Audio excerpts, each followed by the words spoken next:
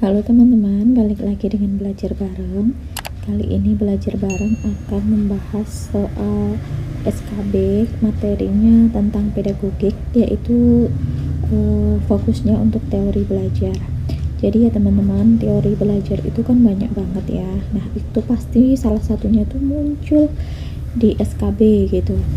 Makanya kita harus mempelajari semuanya untuk siap-siap kita di SKB nanti. Nah, kita langsung saja ya teman-teman ke soal nomor 1. Dalam perencanaan pembelajaran ada beberapa prinsip yang harus diperhatikan. Belajar hanya terjadi apabila anak aktif mengalami sendiri. Pernyataan tersebut merupakan prinsip pembelajaran A. Motivasi, B. Keaktifan, C. Tantangan, D. Pengulangan. Jadi ya teman-teman, prinsip-prinsip belajar itu kan banyak ya.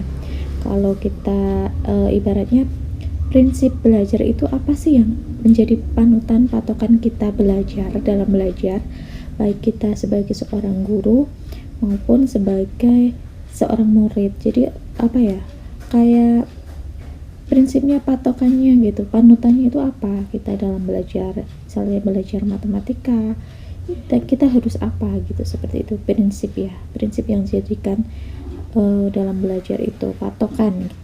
Nah, ketika ada prinsip yang menyatakan bahwa belajar itu hanya akan terjadi ketika anak aktif mengalami sendiri, itu sebenarnya ada kata kuncinya ya teman-teman, yaitu apa?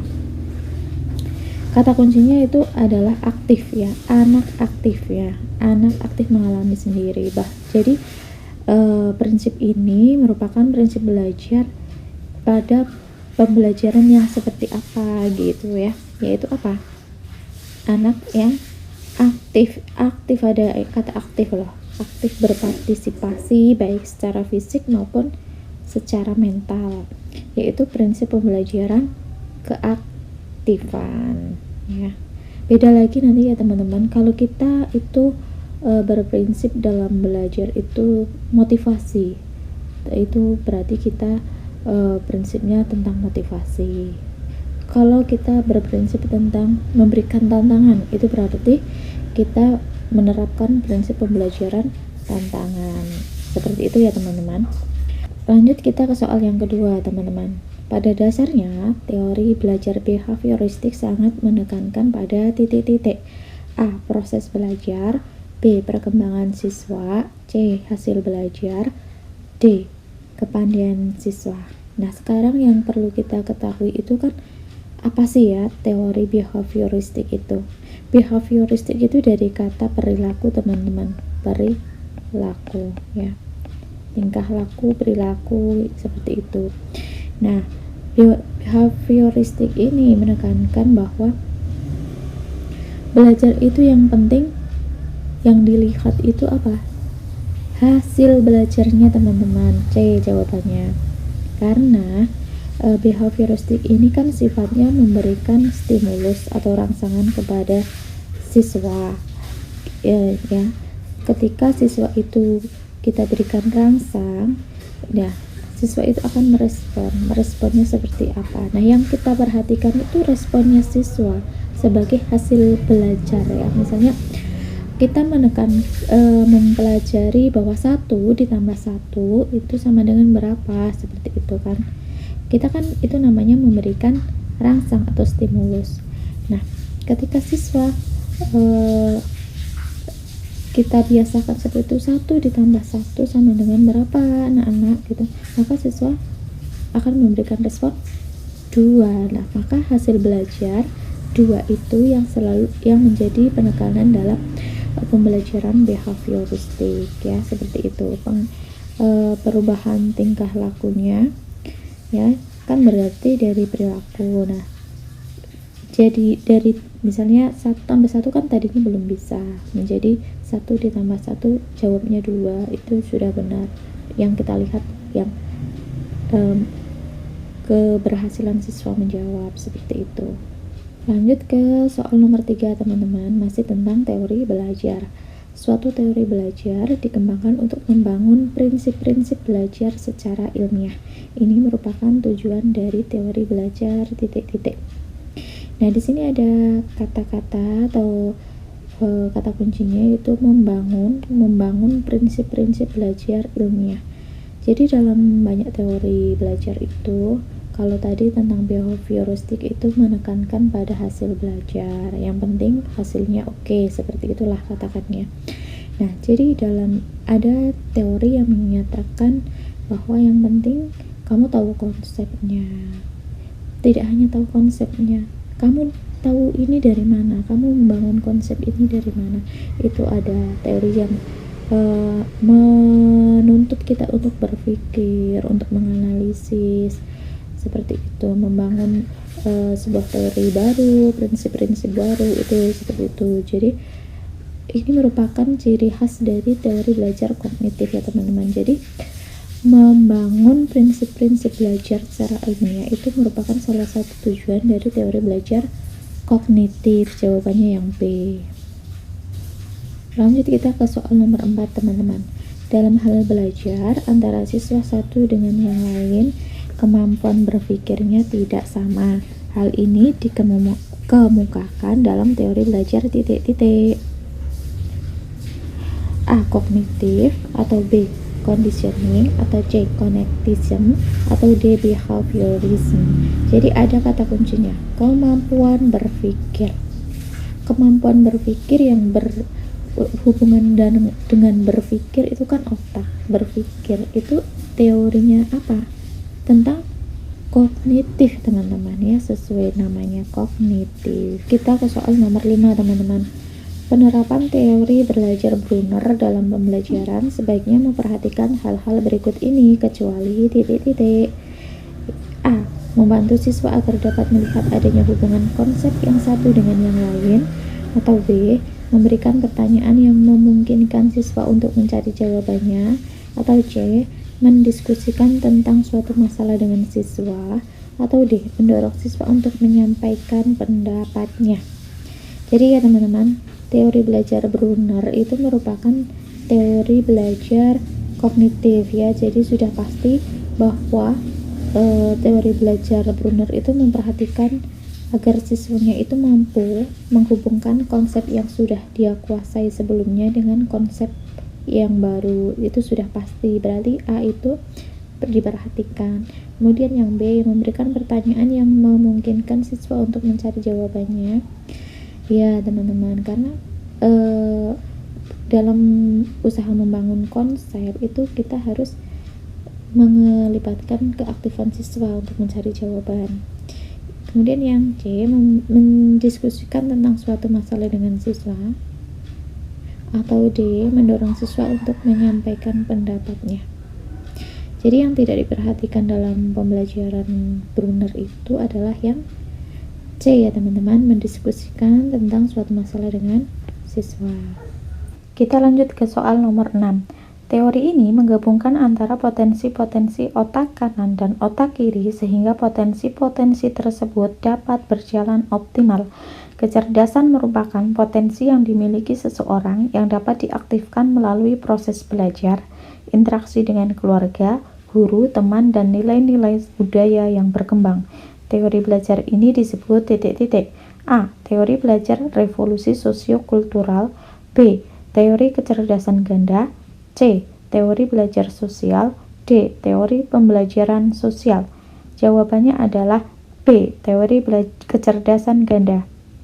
Jadi dalam kecerdasan ganda ada yang namanya 8 kecerdasan, yaitu yang pertama kecerdasan verbal linguistik ya, verbal linguistik, kecerdasan seseorang atau potensi seseorang dalam berbahasa. Contohnya pendongeng, penulis puisi, penulis cerita, itu adalah orang-orang yang mempunyai kecerdasan verbal atau linguistik yang bagus. Yang kedua adalah logik matematik. Kecerdasan logik matematik ini dimiliki oleh orang-orang yang pandai berhitung, misalnya para ilmuwan, fisikawan, matematikawan, seperti itu. Yang ketiga adalah naturalistik. Naturalistik itu dimiliki oleh orang-orang yang mempunyai kecintaan lebih pada flora dan fauna, kemudian suka memasak, pandai memasak. Para chef itu merupakan orang-orang yang mempunyai kecerdasan naturalistik. Kemudian yang keempat adalah kecerdasan musikal. Ini jelas ya, musikal adalah orang-orang yang mencintai musik, menguasai musik, para penyanyi, para musisi, seperti itu. Kemudian yang kelima ada kecerdasan spasial. Nah, kecerdasan spasial atau ruang ini merupakan kecerdasan orang-orang misalnya dalam membaca peta, seperti itu. Kemudian yang keenam itu ada namanya kecerdasan interpersonal. Interpersonal itu artinya kecerdasan seseorang untuk berhubungan dengan orang lain, membangun relasi, seperti itu ya. Terus yang ketujuh adalah kecerdasan intrapersonal. Intrapersonal itu kecerdasan untuk memotivasi diri sendiri, memanage diri sendiri, seperti itu. Contohnya orang-orang yang motivator, seperti itu. Nah, sedangkan yang kedelapan itu adalah kecerdasan kinestetik. Kinestetik itu berkaitan dengan otot ya teman-teman, jasmani. Dimiliki oleh orang-orang seperti penari, atlet, itu merupakan orang-orang yang mempunyai gerak luas. Nah, untuk orang-orang yang mempunyai kecerdasan kinestetik ini, mereka lebih mudah untuk mempengaruhi orang lain, cocok sebagai pemimpin, seperti itu. Lanjut ke soal nomor 7. Teori belajar yang mendudukan siswa sebagai individu yang pasif, respon atau perilaku tertentu dengan menggunakan metode pelatihan atau pembiasaan semata. Munculnya perilaku akan semakin kuat bila diberikan penguatan dan akan menghilang bila dikenai hukuman. Merupakan pengertian dari teori belajar A. Behaviorisme, B. Humanistik, C. Cybernetik, D. Konstruktivis. Jadi teman-teman di sini ada kata kuncinya yaitu siswa sebagai individu yang pasif, kemudian hanya dilakukan dengan metode pelatihan atau pembiasaan semata. Ini sudah jelas jawabannya adalah yang A ya, behaviorisme. Lanjut soal nomor 8. Menurut Undang-Undang nomor 20 tahun 2003 tentang Sisdiknas pasal 1 ayat 20, belajar adalah A. Proses mengubah jati diri seseorang, B. Aktivitas yang dilakukan seseorang, C. Pengalaman atau pelatihan seseorang, D. Semua aktivitas mental seseorang. Jawabannya adalah A. Proses mengubah jati diri seseorang. Lanjut nomor 9. Dalam proses pembelajaran, informasi yang diterima oleh siswa kadang tidak ada hubungannya dengan pengetahuan atau konsep yang dimilikinya. Cara belajar seperti itu disebut dengan A. Belajar bermakna, B. Belajar sendiri, C. Belajar verbal, atau D. Belajar menghafal. Jadi kalau tidak ada kaitannya dengan pengalaman atau pengetahuan atau konsep yang sudah dimiliki siswa sebelumnya, merupakan belajar menghafal. Jawabannya adalah D. Kita lanjut ke soal nomor 10 ya teman-teman. Perspektif kognitivisme berpendapat bahwa perilaku siswa ditentukan oleh persepsi siswa itu sendiri yang dipengaruhi oleh A. Pengalaman, B. Berbagai penguatan, C. Cara belajarnya, D. Lingkungannya. Jadi jawabannya untuk nomor 10 itu adalah yang A. Pengalaman teman-teman. Dalam teori kognitivisme itu kita kan atau siswa itu berpendapat atau memahami sesuatu itu berdasarkan dipengaruhi oleh pengalaman yang sudah dimiliki sebelumnya ya, seperti itu jawabannya. Lanjut kita ke soal nomor 11. Dari pernyataan di bawah ini, manakah yang menunjukkan kelebihan pendekatan konstruktivisme dalam proses pembelajaran dilihat dari peran guru? Jadi ya teman-teman, konstruktivisme itu merupakan suatu teori belajar yang siswa itu mengkonstruksi, membangun konsep, itu tujuannya seperti itu. Jadi manakah kelebihan yang miliki dari proses pembelajaran konstruktivisme ini? Yang A, Bu Siska hanya menunjukkan cara bagaimana siswa dapat memperoleh data melalui internet, ya, hanya menunjukkan cara, ya. Yang B, Pak Hadi harus memberikan ceramah di depan kelas sepanjang proses pembelajaran. C, pada saat mengajar, Pak Budi harus menjelaskan materi secara terus-menerus. D, Bu Amalia menganggap bahwa kemampuan siswanya adalah sama. Jadi teman-teman, untuk soal nomor 11 ini, kelebihan dari pembelajaran konstruktivisme yang menekankan bahwa siswa itu membangun dan mencari konsep yang sendiri gitu, konsep yang dipelajari sendiri, tidak disuapin materi, itu yang mana? Itu adalah kelebihannya, itu yang contoh penerapannya itu adalah yang A, ya. Bu Siska hanya menunjukkan cara bagaimana siswa dapat memperoleh data melalui internet, hanya ditunjukkan caranya, sedangkan siswa itu mencari datanya sendiri, kemudian membangun konsep sendiri, bahwa misalnya pengertian dari kognitif itu apa. Jadi Bu Siska itu hanya ayo cari datanya di internet, seperti itu. Kemudian lanjut kita ke soal nomor 12. Aliran ini lebih menekankan bagaimana kegiatan pembelajaran menjadi menarik. Artinya, mendapatkan perhatian dari peserta didik diperlukan alat bantu. Alat bantu ini sejalan dengan perkembangan teknologi informasi. Teori ini tergolong aliran A, behaviorisme. Kita ingat ya teman-teman, teori belajar behaviorisme itu apa? Ya, adanya stimulus, kemudian timbulnya rangsang, pembiasaan perilaku, seperti itu. B, humanistik. Humanistik itu memanusiakan manusia penuh kesadaran gitu. Manusiakan manusia.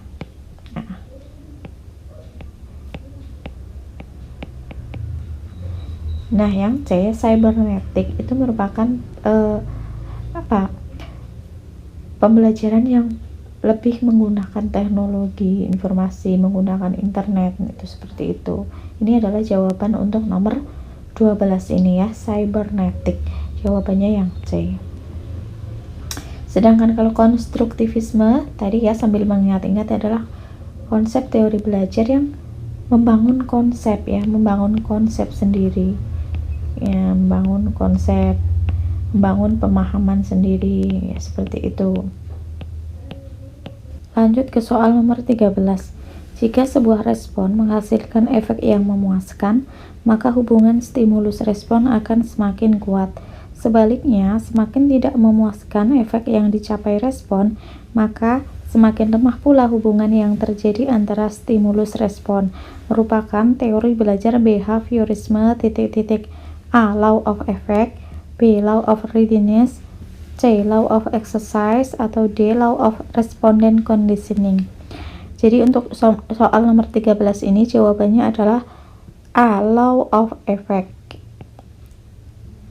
Ketika menyenangkan maka akan semakin kuat, kalau tidak semakin lemah. Sedangkan kalau yang law of readiness itu berkaitan dengan kesiapan mental siswa dalam belajar, kemudian kesiapan adanya fasilitas, seperti itu akan memperkuat hubungan antara stimulus dan respon ya. Jadi memperkuat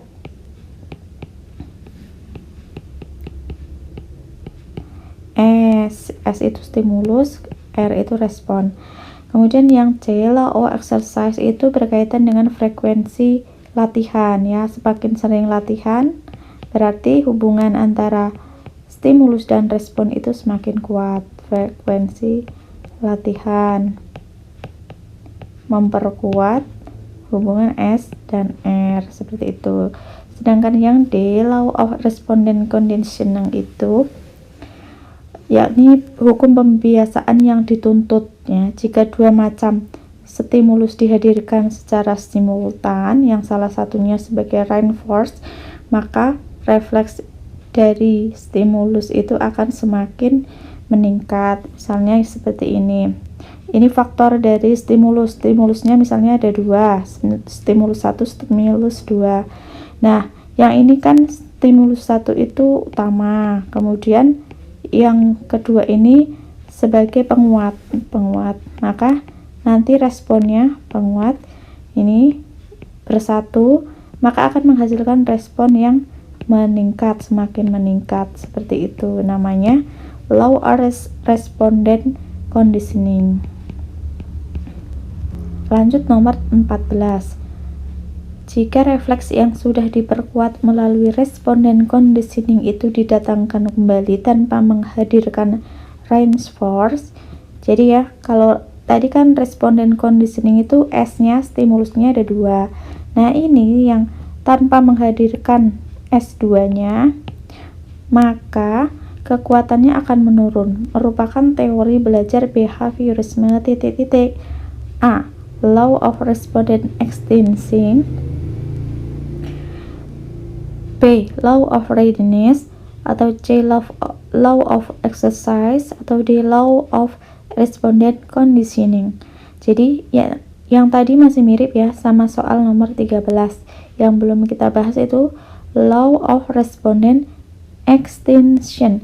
Ini namanya extinction, ini dimusnahkan, kata kuncinya dimusnahkan, sama artinya dengan tidak dihadirkan. Berarti yang tadinya ya, jadi yang responden conditioning itu tadinya kan stimulusnya 1 sama stimulus 2 ini utama, kemudian yang kedua itu penguat atau reinforce. Nah, ini dihilangkan, S2 nya dihilangkan, maka kekuatannya akan menurun, responnya itu akan menurun, merupakan teori belajar behaviorisme dari law of respondent extinction ya. Jawabannya yang A, karena dihilangkan. Nomor 15. Jika timbulnya perilaku operan telah diperkuat melalui proses conditioning itu tidak diiringi stimulus penguat, maka kekuatan perilaku tersebut akan menurun, bahkan musnah, merupakan teori belajar behaviorisme A. Law of respondent extinction.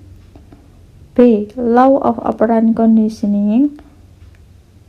C. Law of operant extension, atau D. Law of respondent conditioning. Untuk soal nomor 15 ini jawabannya adalah, karena ini berkaitan dengan perilaku operan, maka tidak diiringi dengan stimulus penguat, itu kata kuncinya, maka jawabannya adalah yang C, the law of operant extension. Extension itu kan artinya tidak dihadirkan atau dimusnahkan. Nah, seperti itu ya teman-teman, sharing soal SKB kali ini, semoga bermanfaat. Jangan lupa klik like, share, and subscribe.